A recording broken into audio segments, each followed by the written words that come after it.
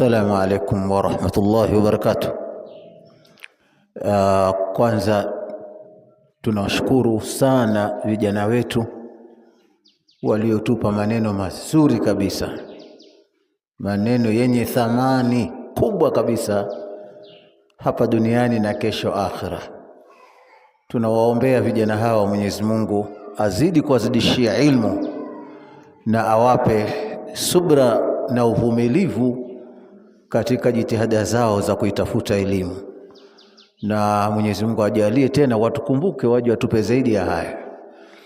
Kina mama, vijana hawa wamemaliza kutoa mada zao, kwa hiyo tunatoa fursa ya maswali ya kuuliza ili tupate faida.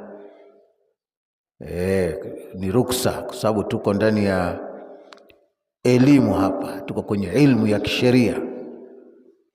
Tunamzungumza Allah na mtume wake Muhammad sallallahu alayhi wa alihi wasallam.